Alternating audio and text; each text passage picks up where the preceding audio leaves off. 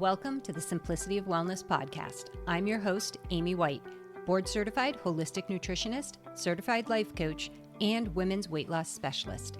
This show is for real women living real lives, women who are tired of extremes, done with quick fixes, and ready to feel better in their body without turning their life upside down.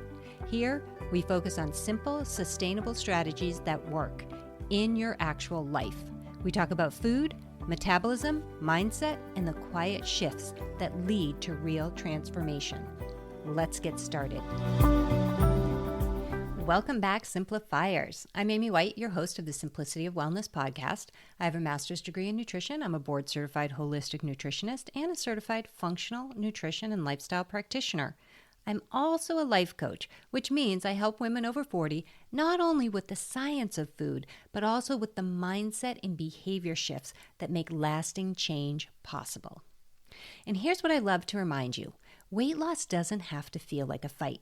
Food freedom and fat loss can go hand in hand when you understand how to work with your metabolism instead of against it. Today, we're tackling a big one. I'm eating healthy, but I'm not losing weight. If you've ever thought that to yourself, you are not alone. And today we're going to break down why this happens and how to finally move the needle in a way that feels calm, doable, and freeing. Let's start with the healthy snack trap. I hear this all the time. I swapped chips for almonds. I skipped dessert and have cheese instead. Why isn't the scale moving? Here's the thing. Healthy doesn't always mean helpful, especially for fat loss. Nuts, nut butters, and cheese are real whole foods. They absolutely have a place in a healthy lifestyle. But during a weight loss phase, they're sneaky. They're calorie dense, higher in fat than protein, and they're so easy to overeat. In my program, I even have a guideline.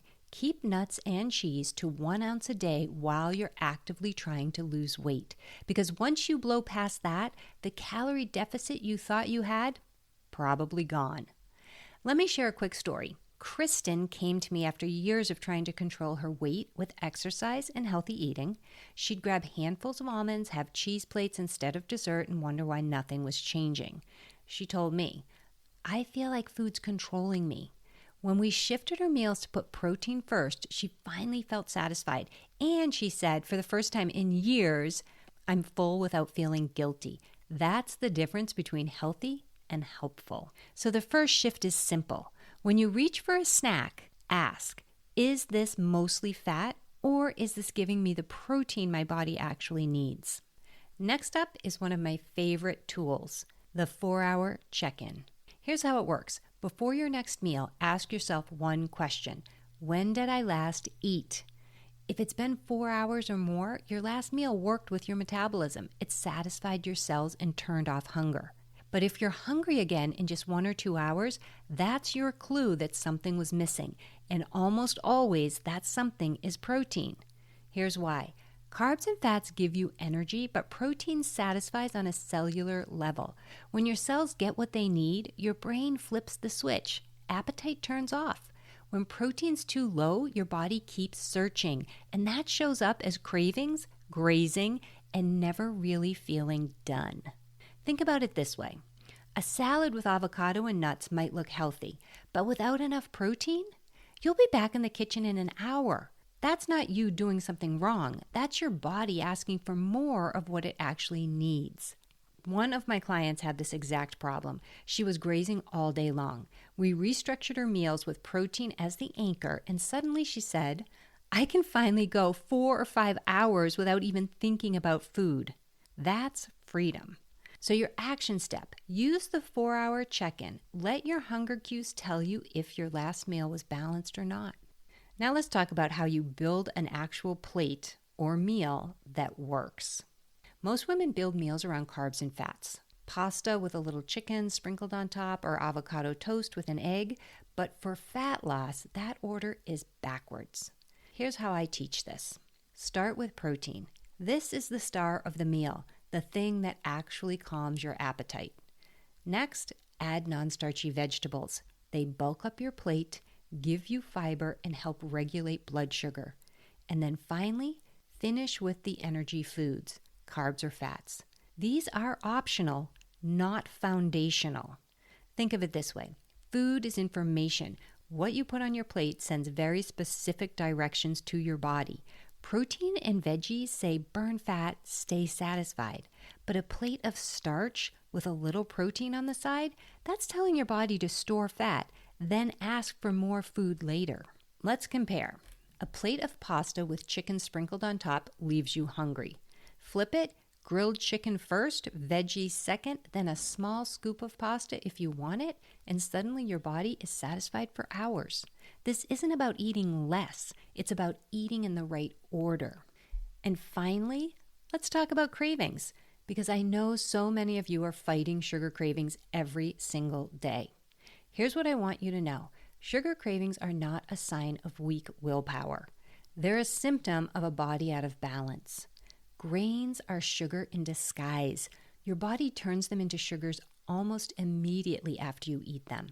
And sugar itself, not subtle at all. Eat sugar, crave more sugar. Roseanne, one of my clients, was eating ice cream every single night. She thought it was just a bad habit she couldn't break. But really, it was her metabolism stuck in that sugar craving cycle. Within weeks of rebalancing her meals, protein first, fewer grains, she said, "My ice cream craving's gone." She also lost 20 pounds and brought her blood sugar back to normal. The fastest way to calm cravings isn't with willpower. It's building meals that satisfy you. That means start with protein, add veggies, and skip the starch if you want cravings to stop chasing you. When you do this, your brain and body finally get the message. You're fed, you're safe, you're satisfied. So let's recap. Healthy snacks aren't always helpful for fat loss. The 4-hour check-in tells you if your last meal worked. Protein first keeps you satisfied for hours. And sugar cravings aren't about willpower. They're about balance. Your body isn't fighting you. It's talking to you. When you give it the right signals, weight loss feels natural instead of forced. If this resonates with you, I'd love to talk more. Book a free consult. It's a chance for us to look at what's happening in your body and map out your next simple step. You don't have to figure it all out alone. That's all for today. Thanks for spending this time with me, and I will see you in the next episode. Thanks for listening to the Simplicity of Wellness podcast. If something in today's episode got you thinking, or if you're ready to stop guessing and start feeling better in your body, I'd love to invite you to schedule a free consult call. It's a chance to take a breath, look at what's working, what's not, and explore how you might simplify your path forward. No pressure, just a thoughtful conversation. You'll find the link in the show notes. I truly look forward to connecting. Until next time, be kind to yourself and keep going.